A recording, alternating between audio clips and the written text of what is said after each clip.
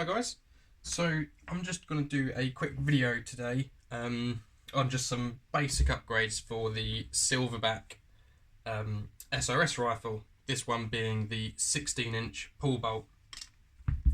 So this is for a Dutch customer, so it's going to have to come out at about 2.3 joules, or as close to that as it can be without going over. At the moment the rifle is entirely stock, literally straight out of the box, hence the tag.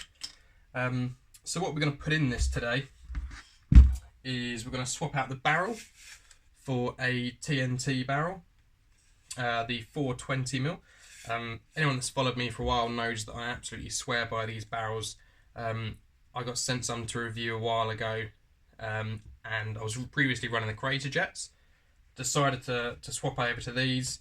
The guys over at TNT sent me a 300mm barrel for my my G-Spec SRS. And yeah, I was really happy with the results.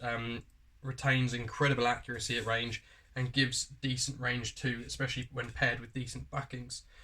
So I generally put this in pretty much most, I think every one of my personal rifles, bar maybe one or two, has a TNT barrel of some description in it. So that's going to go in. We're going to be swapping out the original hop chamber for the fast hop.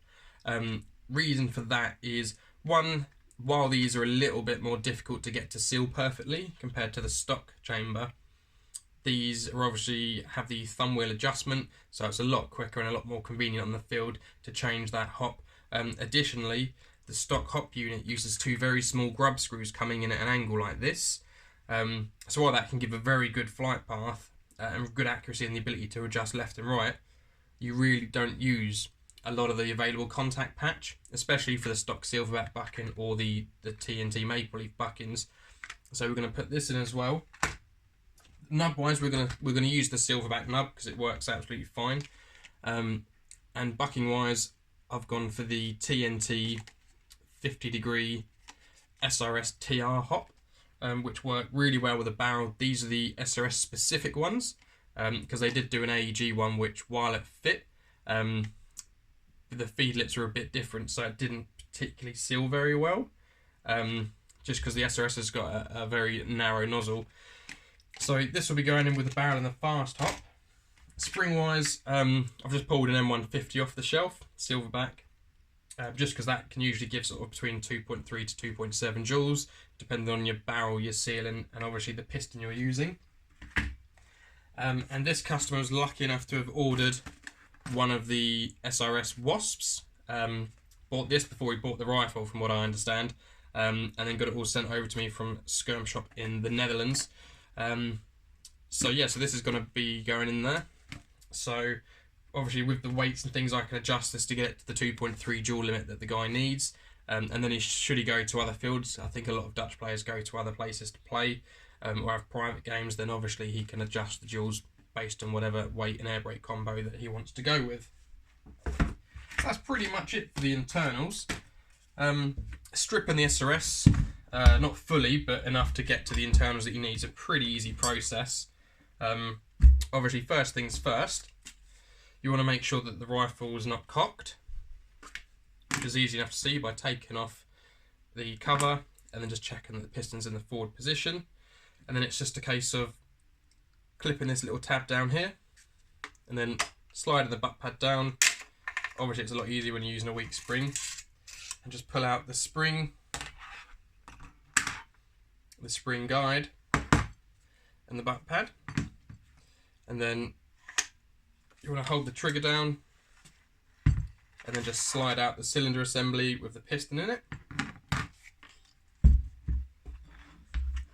And then from here, the only bit that we're going to need going forward is the cylinder, the butt pad, the spacer, and obviously the wasp and the spring. So one thing I've found with the Silverback rifles is, because obviously they go into storage and they get transported, they are coated in grease.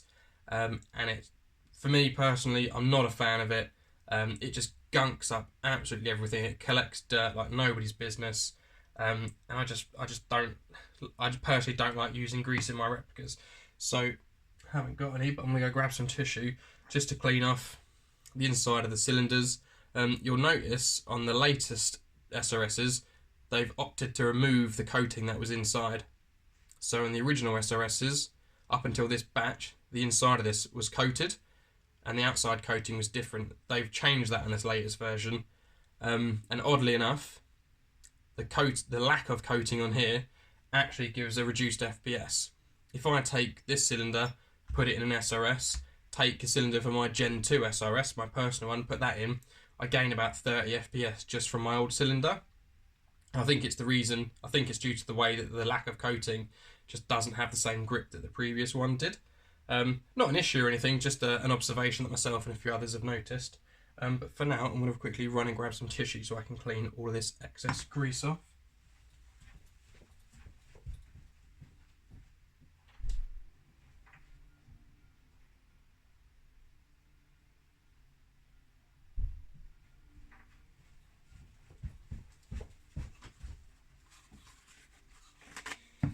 So yeah, so the good thing with the Silverback rifles is they're easy to strip and upgrade. The hardest part of them, really, depending on sort of how lucky you are, is the seal, specifically in the fast top. The tolerances on the fast top just aren't very good. I mean, it works, it does its job, it's quickly adjustable. The fact that you can use a variety of aftermarket nubs is great, and obviously having that flexibility is good. But you can pick up 10 different fast tops and measure the inner diameter of them, where the bucking would sit, and you'll get 10 completely different readings. And what that means is some buckings fit and seal perfectly, and other buckings don't. And sometimes you can get the dead trigger or slam fire issues, which, to be fair, you pretty much get with most snipers, or can get with most snipers. But again, on the Silverback, even that's a pretty easy issue to address. So what I'm talking about there is the sear here. So when you pull the trigger, that sear drops. And basically there's a rod that runs all the way down to the trigger unit here, obviously due to the bullpup design. And then under here, if I can turn it around and give you a good picture. So under there, you've got this little plate with these two screws. And basically, under this plate, there's a spring which helps push this sear up.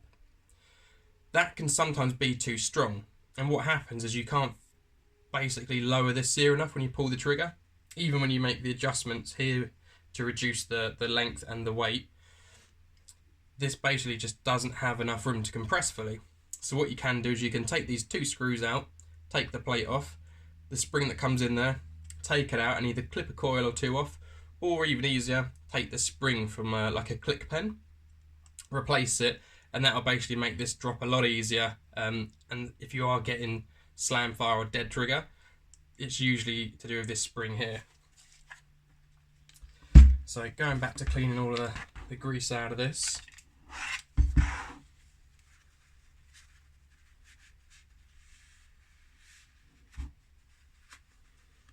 So the reason for this is it just, while grease obviously is good for lubricating parts, especially metal and metal, it does collect loads of crap. And unfortunately, due to the way the SRS works, I say unfortunately, it's not unfortunate, but due to the way the SRS works, obviously this portion is open. When you rack that bolt, this opens. And obviously being a sniper rifle, you're probably going to be down in the dirt. Problem with that is this gets full of crap, and that basically ends up sitting in the receiver. Sometimes it can get pushed through into the hop unit, and it can cause all sorts of issues. Like these guns are not the greatest in wet weather. Secondly, water gets in there, you lose your hop.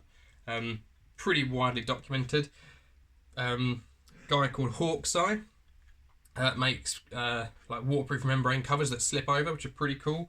I need to actually grab one myself, just because once that water's in there, it is an absolute pain until you've dried the rifle back out. So we've cleaned the cylinder. I'm just going to put some silicone oil on this tiny O-ring on here. Don't need a lot, just a small amount. I mean, if you want to be extra cautious, you can put a couple of wraps of PTFE tape around here. They can leak from there, but very, very rarely. I mean, I must have built 60 plus of these rifles in the last year, and maybe 3 or 4 of when there's been a leak, it's been from here, as opposed to where the nozzle meets the bucking. So that's ready. So we'll take the wasp. Doesn't have to be a wasp. Obviously I use the wasp, it's my product, and I've spent a lot of time on it, so all of my builds have the wasp. But you can stick with the stock piston. They do an air braked cup. Personally, I think the air brake on the cup isn't as effective as it could be due to how wide it is, but very easy to just sand that down yourself. And Silverback do a weighted version of this, so much like the wasp where you can change the weight, they've got a version of this where you can do a similar thing. Same sort of outcome, different ways of doing it. But for this video, I'll stick with the wasp. So most of you watching this have probably already seen the wasp. So you get your bag with your 3 air brakes, the O-rings and the spacers. You get the rear guide ring, which no other SRS piston has. Oh. You get the 19-degree stainless steel sear. You get your sealing cup. 1-piece stainless steel spring guide,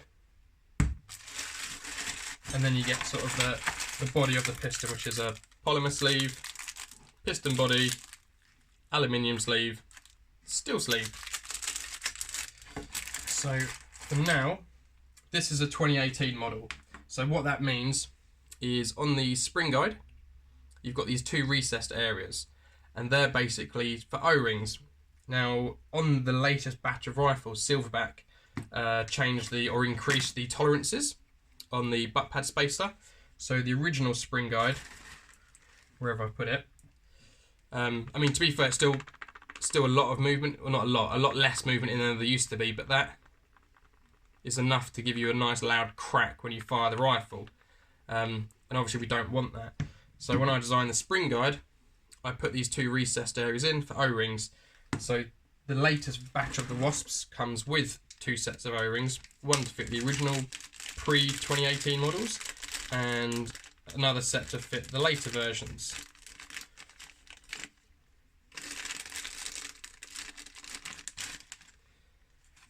Which should be these 2 thinner ones. So all you do is go ahead and pop one over the rear, like so. Then take the other one, and same thing. Some people asked me, why didn't my wasp have bearings? Well, ironically, my original ones did have bearings. So this is one of my early prototypes from about 18 months ago, maybe a bit longer. I've taken the bearings off, but it originally had bearings and it didn't have the O-rings. And what I found is it wasn't as quiet as the 1-piece, and the consistency on this was sort of 3 to 5 FPS, which is good. It's more than reasonable, but if you've seen people with this design, people are getting 1 FPS variants, maybe 2 max, and that's across 10 shots. So I weighed it up, and this one came out on top of all my testing, so I didn't bother with the bearing design. Silverback had already done this. I think a few other people have gone out and made their own versions of this now, but for me, this was the design that I tested and worked. This is a design that about 8 people tested and it worked, so it's the one I went ahead with. So all you do is you basically just push that in, and there's next to no movement in that now, and that's what you want. So with the spring guide in, at this point you can put a dab of grease on the spring guide if you want. Again, not needed, but if you want to, you can.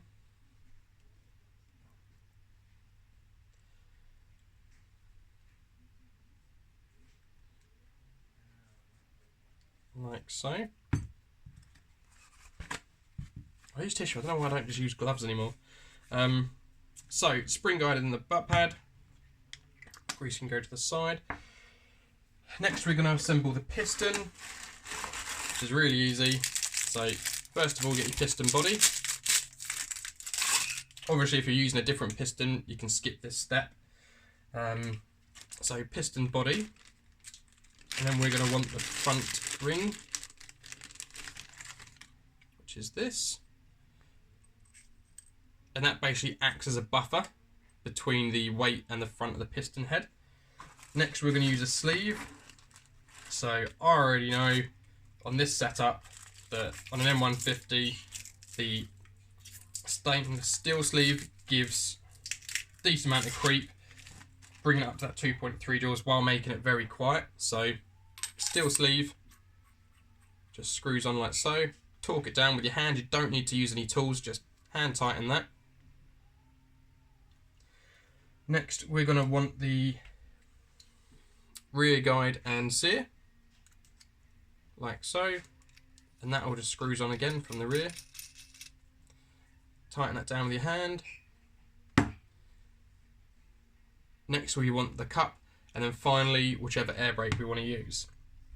So the cup, first time you get it, obviously it's freezing in this workshop, is about 4 or 5 degrees, so you just want to open that out.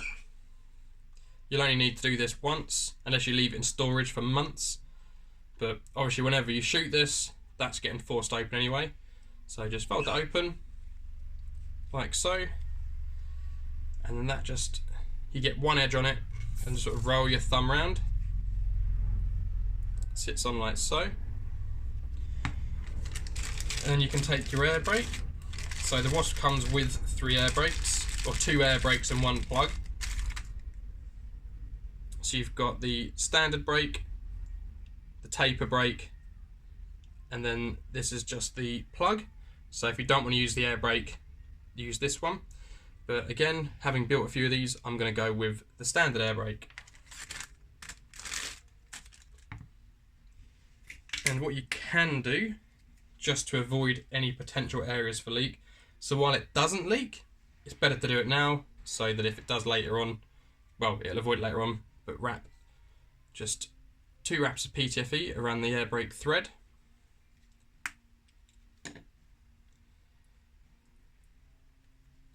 Like so. And then you can go ahead and insert that.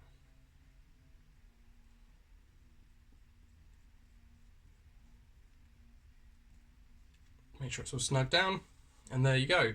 That is the Wasp with the standard brake, or the full brake it's called, with the weight. That can go in the cylinder. As you can see, thumb over the end, that is sealing.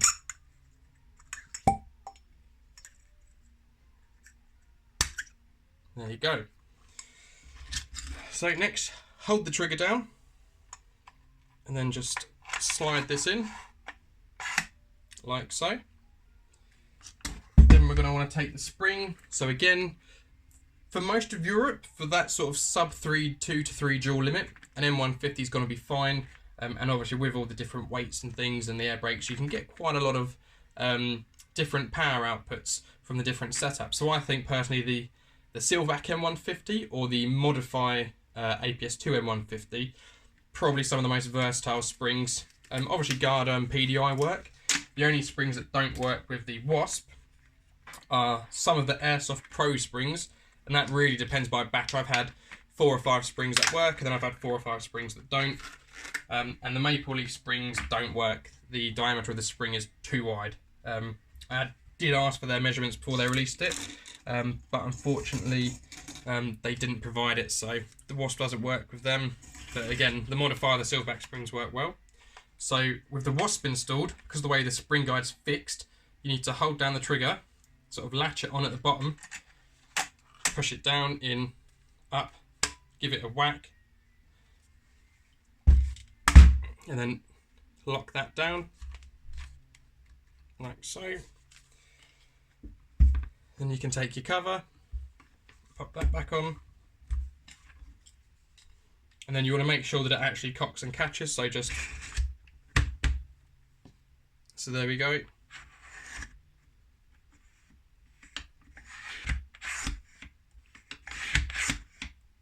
Need to put some dry PTFE on here, but because I've got to do the barrel, I'm not going to do that just yet, so just decock that for a minute. So that's pretty much the rear end of the rifle upgraded, whether you're using the Wasp or any of the other market pistons. That's pretty much how that all goes together. The only subtle difference being how you put the spring and everything back in. So for now we can put the Wasp to the side, And then we're going to want the fast hop, buckings, and the barrel. So this can all literally get assembled and then put straight into the rifle. So for now I'm going to put the rifle to one side and then open up this. I would suggest keeping the packaging for this. There's a lot of small screws in here, and the way that the packaging is made, it's basically got two little handy compartments. You can just drop the screws in while you're not using them, because if you drop these tiny screws, if you've got a carpet like mine, you will never find them.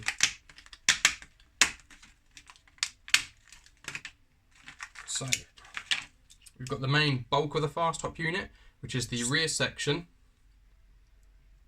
the adjuster wheel, and then the front section. So for the moment, they can go to the side. And then in the packet, you're going to get a small baggie.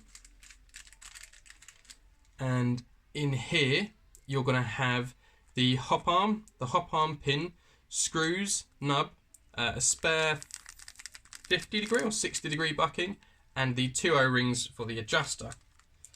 So personally, I think it's easiest to just open it up and then tip everything into the packaging. So the bucking, I'll put that to the side, the customer can have that in the box.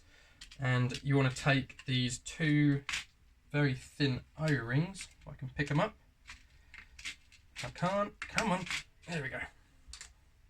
So these two O-rings, they basically fit over this front section, and there's two grooves for them. And basically this adds resistance to the hop wheel. So just slide the first one on, take the second one, slide that over the first one, and I don't know if the camera will see it, but you'll see them there. They sit in those two grooves.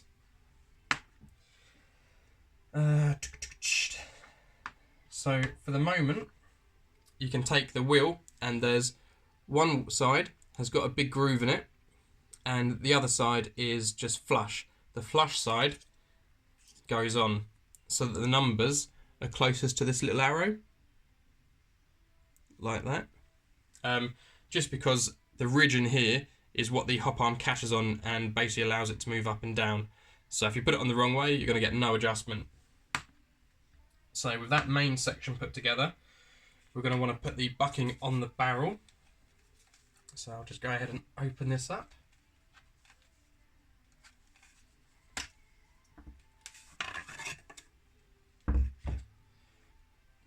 So this is the TNT barrel. Very distinct cuts in the barrel and very large hop window. And I don't know whether you'll be able to see it on the video, but these have got these special cutouts in the barrel. No, you're not going to be able to see them on there, unfortunately. Oh, you might be able to see them.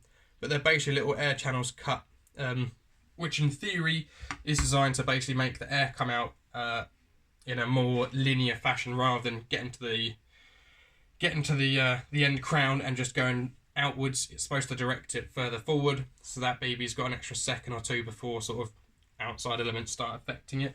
And from my observations and from a lot of others, and currently the longest recorded shots, legitimately recorded shots, not just claims, have actually been made with some of the TNT barrels. I think one was TNT in Taiwan, did a couple of videos, and a French dude was using an SRS with a TNT at 3 joules, and I think he hit like 140 meters or something.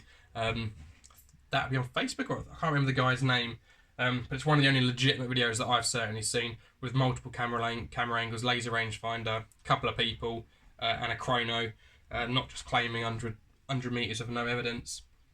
So I really like these. I think they're, for the price, they're a great barrel. The hop-up windows are huge, so whether you're going to use the TNT bucking or the R-hop, they've just got a massive, I think it's like 6.5, 7 mil long window, which is huge. So stick the bucking in, and I'm hoping the camera will be able to pick up the differences between the AEG version of this bucking and the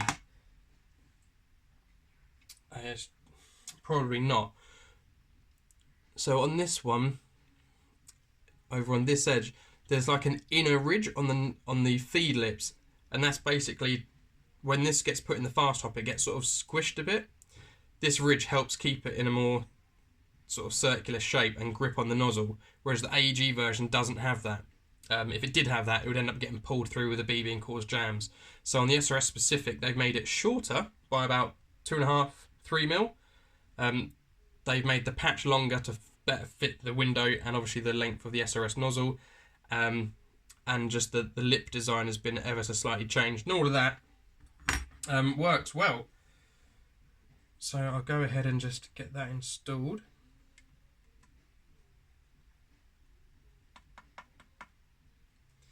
Make sure I've got that lined up right.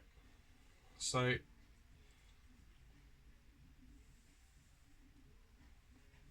let's see if I can show you that. I need something white behind it. Okay, there we go. So I can push that through. So I don't know how well you guys are going to be able to see that, but it gives a very big concave patch. Especially when using something like a Prowler nub, Prowler Tigra, or the Silverback nubs. So what I do, whether it's needed or not, some rifles it is, some rifles it isn't, always PTFE the rear of the bucking. Just put a couple of wraps round.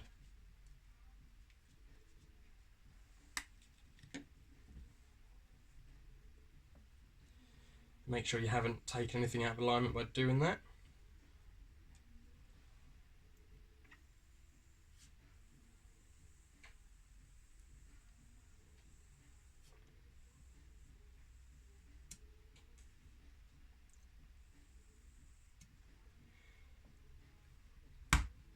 So next we can go ahead and fit this into the hop unit.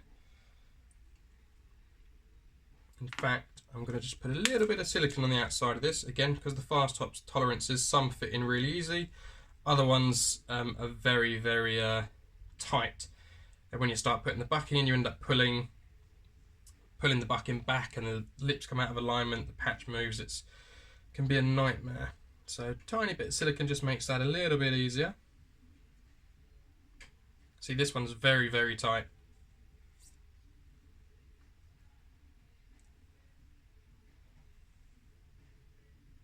Looks like we've gone in all right. Next, we're going to need the small. I don't know if I've got a spare one knocking about. Right. So from the original gun, from the original barrel assembly, sorry, which is easy enough to get to. You just turn this from lock to unlock, and if needed, you may need to loosen these 4 screws just to get the original assembly out.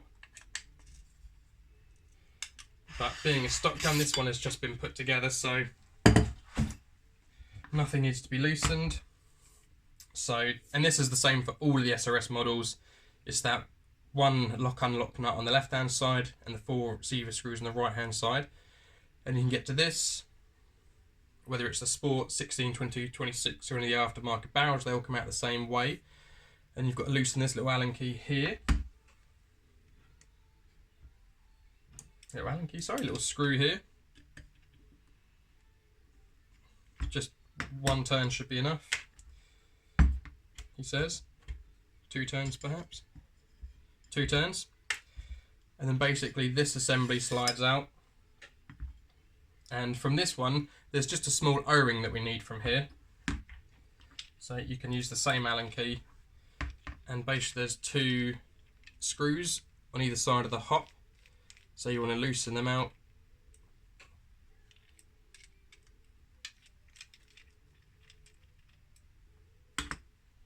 And then just slide it all forward.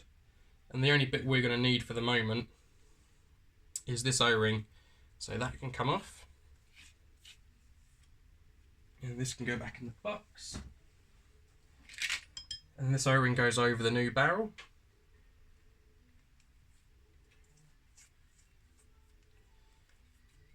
You can snug it right up against the rear of the hop unit. Then we take this bit, which is the rear section of the fast hop.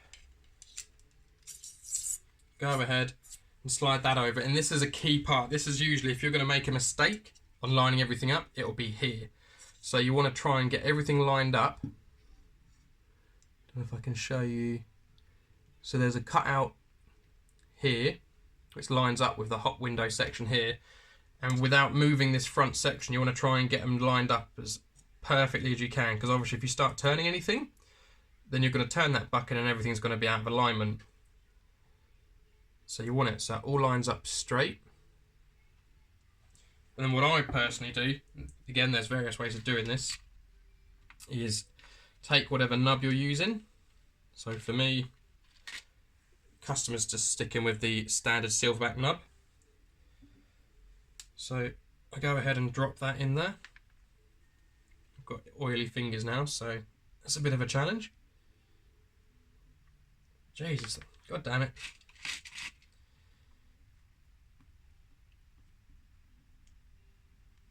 Curse you, silicone fingers.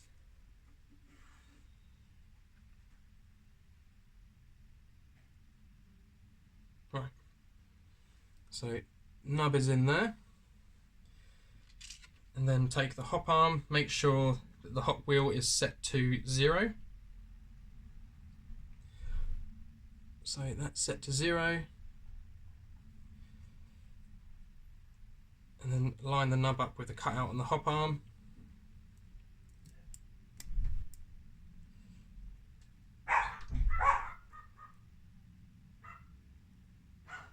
And make sure you've got it all lined up all right. And then this little bit is fiddly. So in the pack for the fast hop, there is a very small silver pin,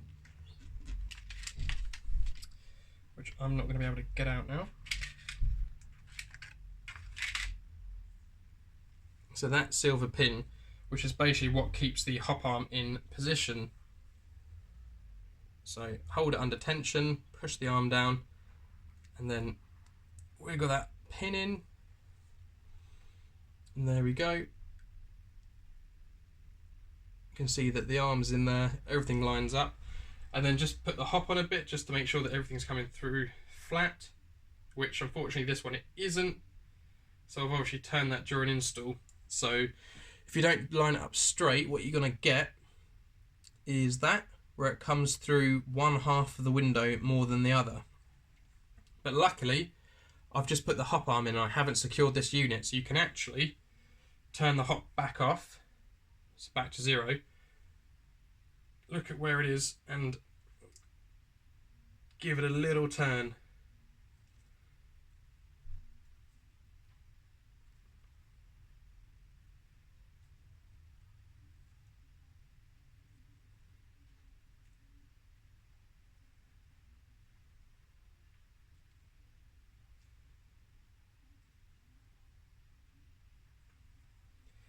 Or in this case it's being fiddly, so I'm just going to take it out and try and get that lined up again. So this is probably the most time consuming part of the build, is getting the hop lined up.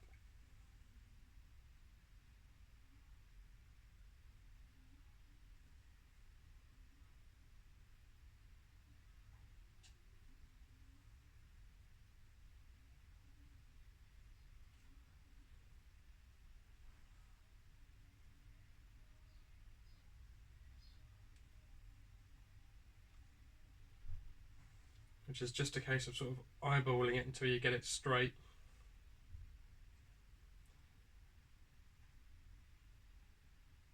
So I think that's it. So let's try that again. Try and get it all lined up without knocking anything out. And the best thing is try and keep finger on the front, thumb on the rear, so it's all under tension.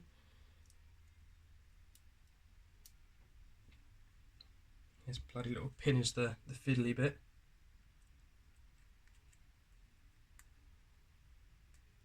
Alright, there we go. And let's try that again. Right, there we go. So I don't know if you'll see that, but now that is centered. No. Yeah, there you go. And next you're going to have these two little grubs. Well, you're going to have 3 grub screws. 2 of them are for the outer barrel. One of them is for the outer barrel, sorry. But these 2 go in either side of the fast hop. So I'm just going to stick one of them in my mouth. And again, you want to keep everything pushed forward and under tension. And then there's 1 screw here in the side. You want to do that up until it pinches. So don't put it all the way in, because what can happen is if you, so it's this one, what can happen is if you tighten all of one side first before the other, the inner barrel gets pushed one way or the other, and it can cause a hook. And it's a really common thing I see when people send their rifles to me, and they've got a persistent hook, and it's not the usual, the scope being canted, or the bucking being out of alignment. It's simply because one of these was done up all the way first, and basically, so if you're looking down the barrel like that, if you do this one up too much, the barrel gets pushed this way here, at the end it goes the opposite way. So you can look down the barrel and it will appear straight, but overdo one of these and it will actually be slightly to the left or right. So you basically want to do each side in small increments until they're both in. Again, not 100% necessary, but doing that at this stage generally alleviates some of the other errors that people get later down the line. And while these are a hell of a lot quicker to take apart and work on than the likes of something like a VSR, obviously you still don't want to have to do it 10 times. So all these little tips and tricks will help you get it right the first time you assemble your rifle, because even if you're not upgrading anything and you're just changing the hop unit, obviously knowing this will certainly help you. So you've got that lined up. Back the hop off until sort of 1 or 2. And that's all fine. You may or may not get a leak. I mean, I'm hopeful I shouldn't, because the hop chamber on this is very tight. But if you do, I'll show you some other little tips to get an air seal, whether it's on the TNT bucking or even the stock one. Unfortunately, that is the one downside of the fast hop. It is a lot more likely to leak than the standard. So you keep it under tension. Torque this down. This doesn't need to be done up massively. It's just enough to stop that hop unit from turning.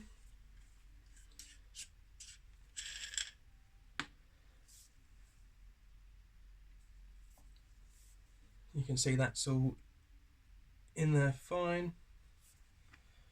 So put the cap on. Obviously this was a covert. So the covert comes with this little threaded cap. And it comes with a 14mm counterclockwise thread. So if you're going to use a suppressor, 90% of aftermarket suppressors and flash hiders will screw straight onto this. However, if you want the Silverback suppressors, so these beauties, you have to buy the version that comes with the muzzle brake, because the muzzle brake is a 14mm counterclockwise brake that slots on, that screws on. Then there's a small little recess here at the bottom where the small grub screw tightens that, and you'll get some shims as well so you can line it up properly. And then this has a 24 thread, I think, maybe a bit more, and that screws onto the flash hider.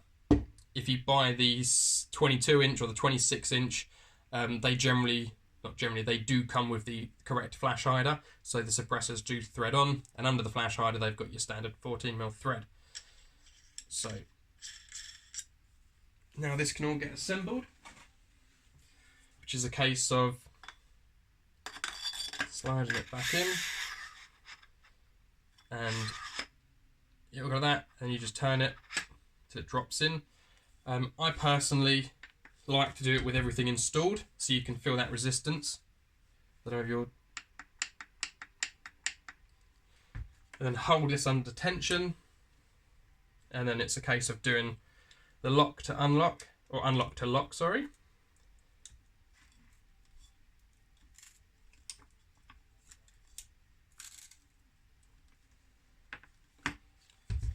And then if need be, if you've got any barrel wobble, which this one hasn't, but if you do, the manual tells you to do it from this way.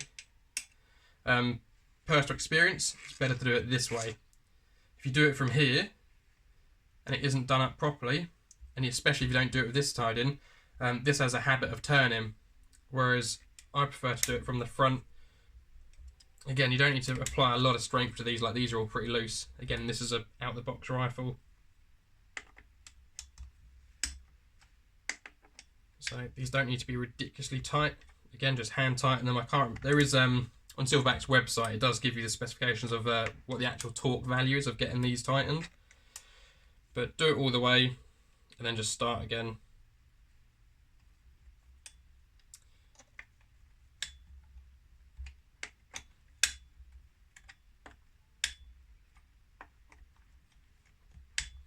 And then just keep doing that until they are all done up. And then make sure it cocks, which it does.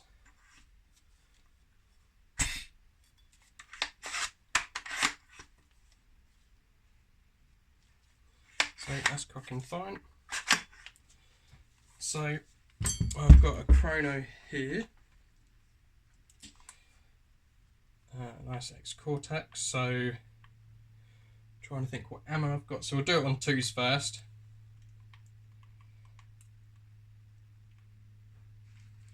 So that is set on 2s, and I've got some 2s knocking about.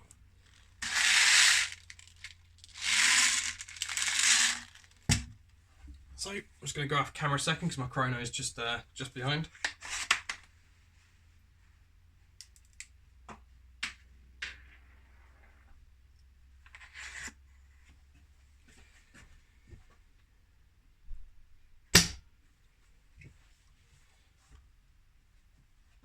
So that's getting 423 on 2s, that is. So that is 1.6 joule. Obviously the hop isn't set yet. 421.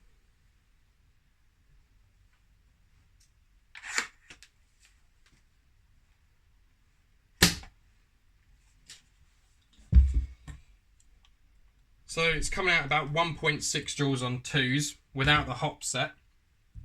I had some 4.8s.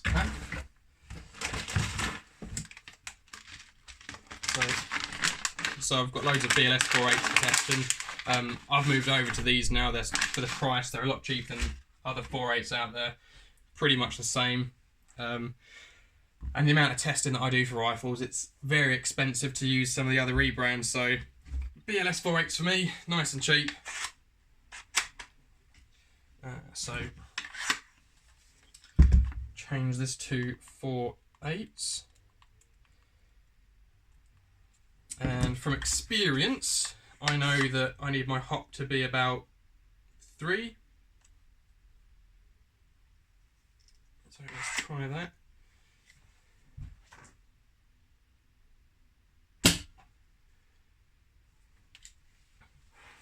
So that is 2 joules on 4.8s.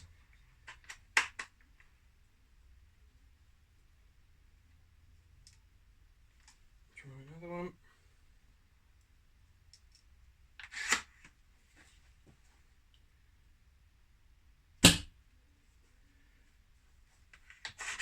Yep, 1.97 joules.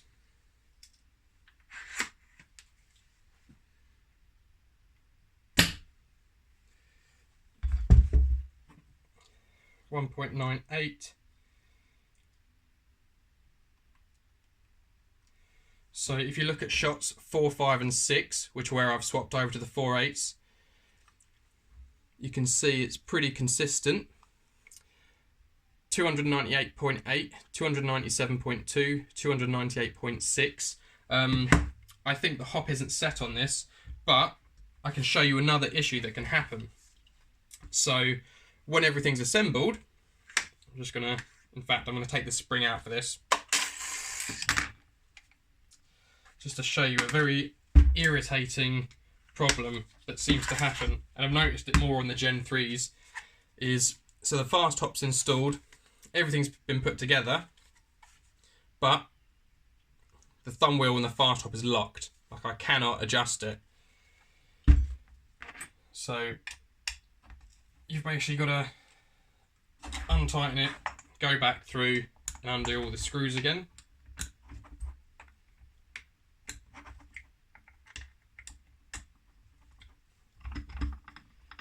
and just make sure that when it's in there you can in fact adjust the wheel. So at the moment I can adjust the wheel, so I'm going to put that back to lock without adjusting any of these yet and see if it... See, I kind of, the second I do this lock nut up, I can't adjust the fast top.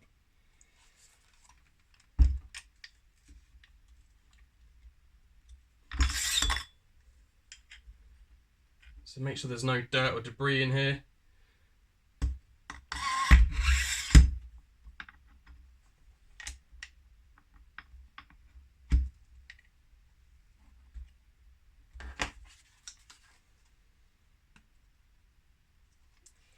So this is where the fast top tolerance comes into play.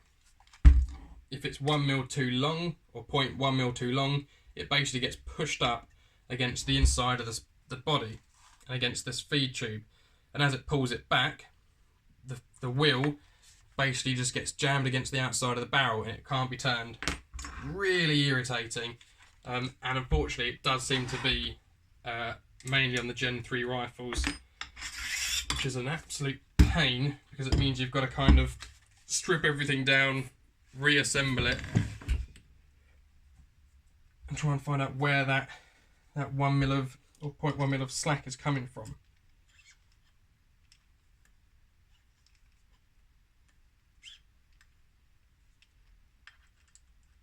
And sometimes it's as simple as just taking this out, making sure it's under tension as you tighten it again, making sure it's lined up properly. So outside the rifle, the wheel moves freely.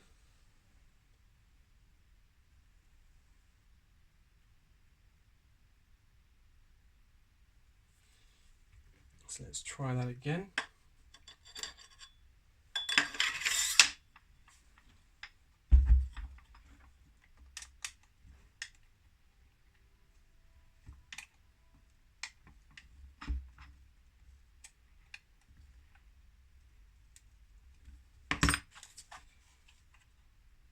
And again, the wheel jams. So on this one,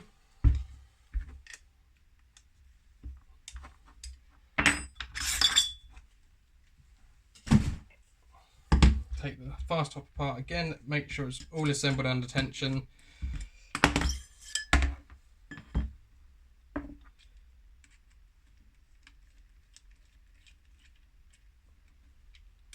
Basically, if these screws aren't done up right, then everything gets pushed forward. So that's why the key is to doing this is to keep it all under tension.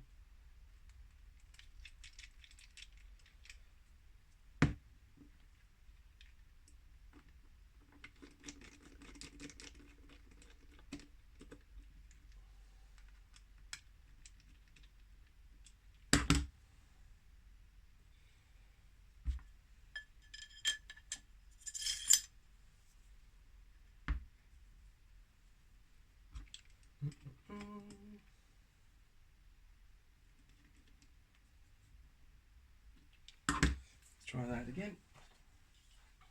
And yeah, so unfortunately this seems to be one of the niggling issues with the Gen 3s, is the fast top biting against the receiver, which it's very tough, but it moves on this one.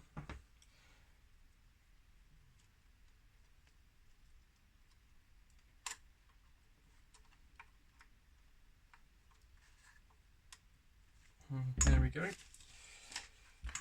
Drop everything back in. One thing I did forget to do is a bit of silicone oil around the outside of the cup.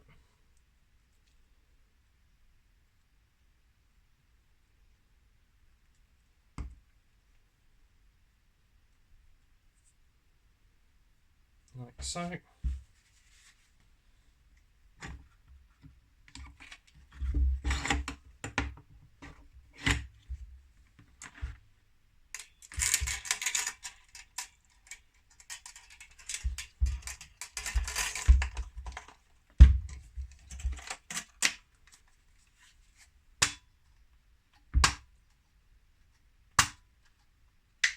There we go. Put that cover back on. Make sure I've got the hop set to about 3. Get another 4/8 and try that again.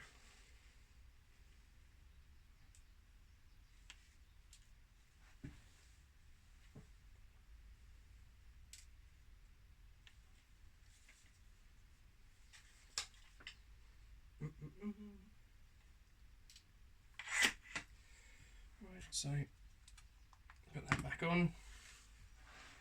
Go back on 4/8.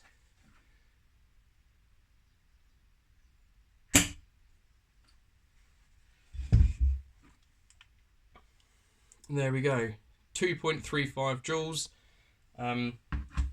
which is good. Obviously with the TNT barrels, one thing to note is that they obviously are a wide bore barrel. They start off at 6.03 and then towards the last sort of 25%, 20% of the barrel, they actually taper out to 6.3. So you do lose a small fraction of joules compared to a barrel that would be 6.3 the whole way through. But the flight path, the trajectory, it's absolutely worth it. For me personally anyway. So I'm just going to put another couple of rounds through this. And being a new rubber and with the cup, it will bed in over time as well. Obviously this is a new rubber that's had 7 shots through it, just from the shots that I've done.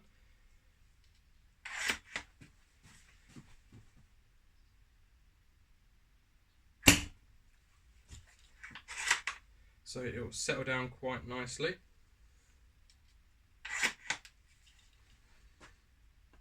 I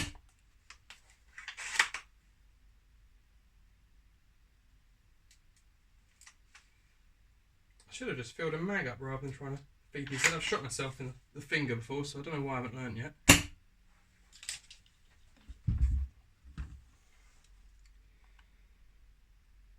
So, there we go. First shot was 324. And again, we still don't know if the hop's adjusted, so there might actually be a bit of an increase or a decrease. The weather down here is a bit crap, so I can't go out and test. So first shot was 324, and then it's 318.6, 319.1, 320.8. So excluding the first shot, it's 1 FPS variance, which is exactly what you want. In terms of joules, 2.295.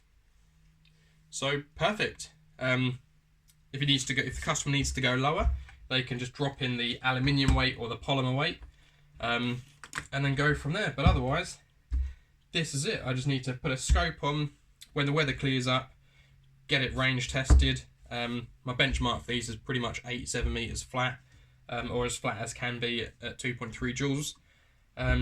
I'll test on 4.8s. I'll measure the customer, see what they're using. I think they're limited to 4.5s now in the Netherlands, or if they're not yet, I think they're going to be. So I'll chrono that on 4.5s if I have any. I'm sure I have some knocking about somewhere. But that's pretty much the basic install, and I'm glad that there was a few problems, because they're the kind of problems that you might run into, which are things like the fact that that rear sear might need the spring changed, or you might need to adjust the trigger through here, or the really common one at the moment is the fast top binding against the body, which is basically you've got to keep everything under tension.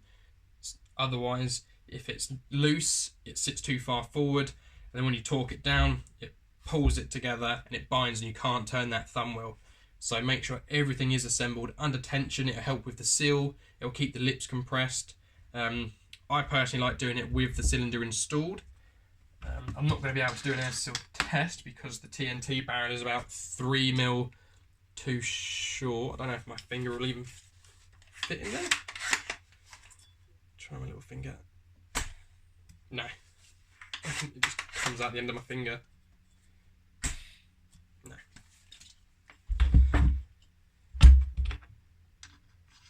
But that's pretty much it. I won't go into all the air seal stuff. I think there's already a couple of videos I've done on Facebook for that. But that is pretty much it. There's not really a huge amount to do. Again, you don't have to go for the fast hop.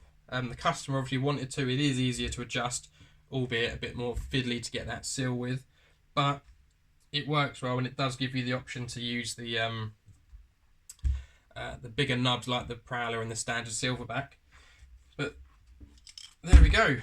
Bit more testing. To be fair, I'm probably going to strip this and rebuild it again sort of in my own time rather than doing it for a video, just because there are a few little DIY mods that I do personally to my rifles that I do in my builds. I generally don't show that. I show people what they are but not how I've done them, just because it's kind of my little tips and tricks that I do on builds if they're done through me. But that's pretty much it. They're not the hardest gun to work on. I mean, this has taken sort of an hour. Obviously, but that's with me talking, explaining it. If I was just sat here just sort of hammering away, it wouldn't have taken me nearly as long. But yeah, the main things to watch out for are air seal, and that can be resolved with just a bit of PTFE tape around the rear of the bucking, or if I show you the rear sear bit again.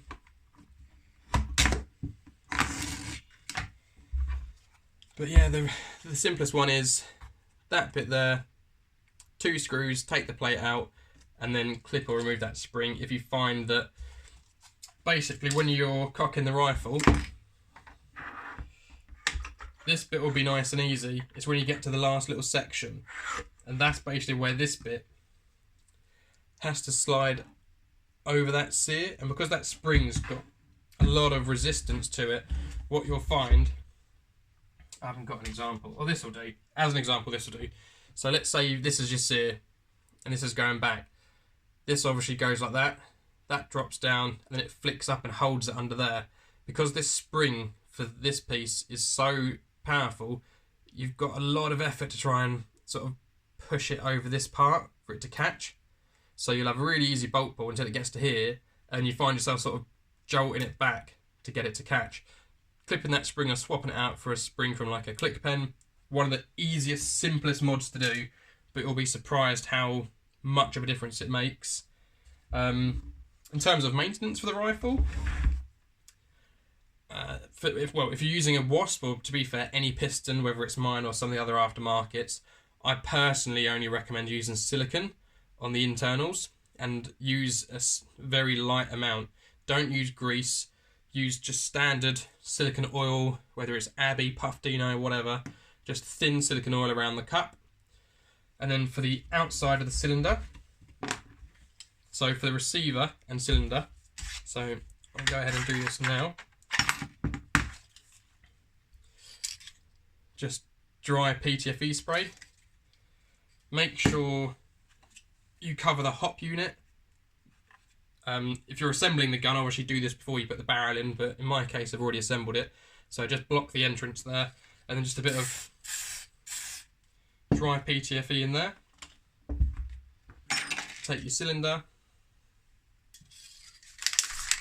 again, don't need loads, just another little spray on that.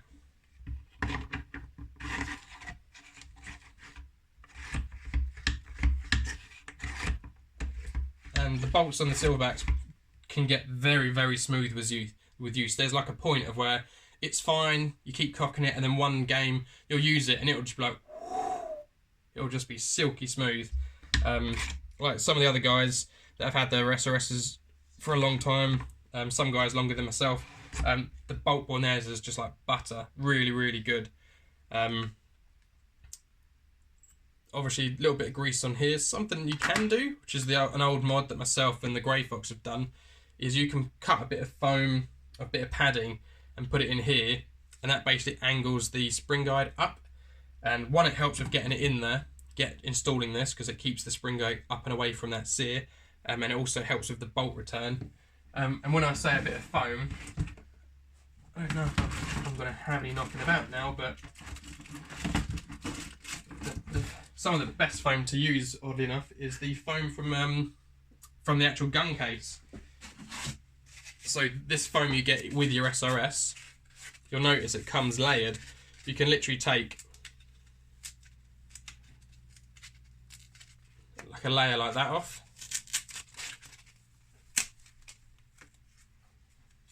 and then you basically just want like a small square like that, or something to this effect, doesn't have to be that. Put it in the lower portion of this, probably made that a bit too long. I would use scissors, but I don't think I've got any out here. But rubber pads work really well if you just cut them to shape. So stick that in the lower half, go ahead and put your guide back in, and you'll notice that it will sit up. When it's under tension, it sits up at an angle.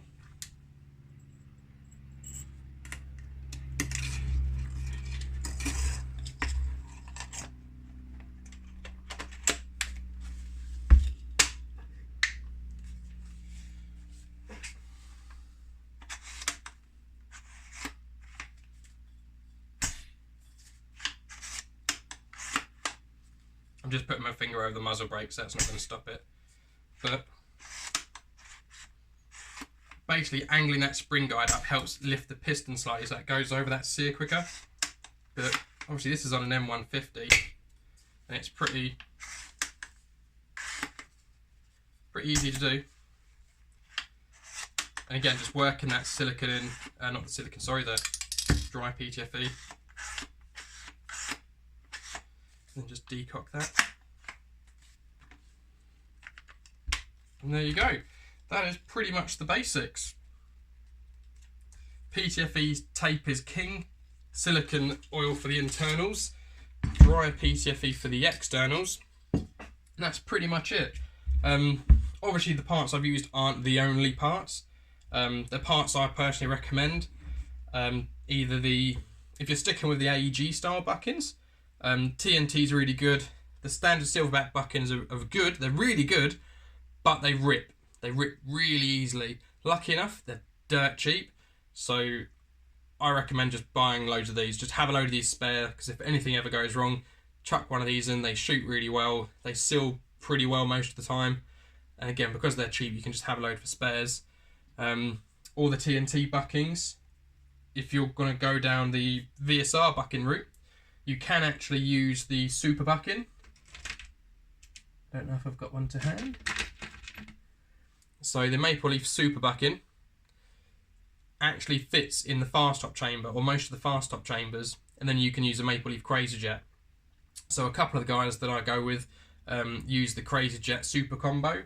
A lot of other people are using the TNT barrel and bucking combo, but they all work well. They've all got their pros and cons. TNT for me has always given good results, albeit they aren't always the easiest to get to seal. But once you've got it, that's it. You're probably not going to have to touch it again. Suppressor wise, any suppressor works well, provided you do the baffles. I've got some 3D printed ones, so like this is I'll show you actually. So this is something I made for the Wolverine MTW, but it kind of fits on anything.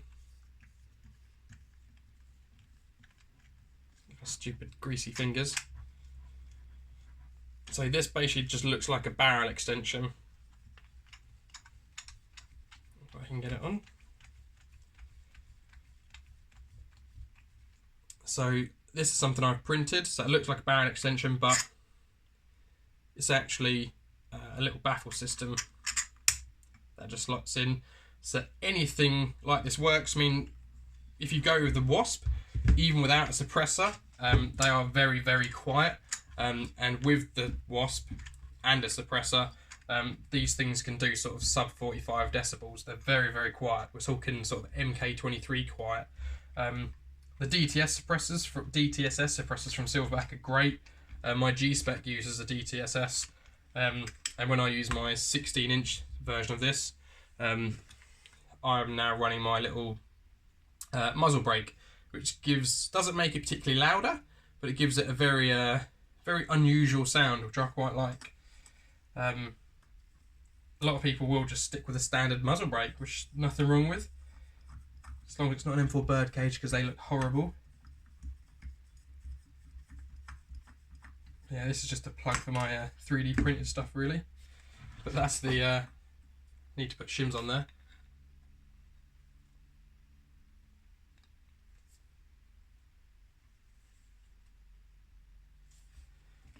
Well, there we go. So I'm gonna finish this video now.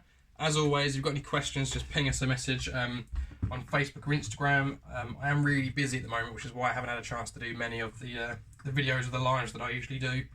Working on a lot of new projects for myself and for other companies, so I've been stupidly busy, but hopefully this helps. Just a very quick insight into what can be changed and sort of how to change things. If you go on my blog, snipermechanics.com, there is an SRS guide on there, which I do update every now and then, which has got pretty much everything you'd need to know. That or the SRS Owners group on Facebook. Again, a lot of really nice, helpful people on there. But otherwise, guys, thanks for joining and watching this. As always, like, subscribe, check out my Instagram, check out the blog, the Facebook, etc. And any questions, just leave them in the comments and I'll try and get back to you. Otherwise, thanks, guys.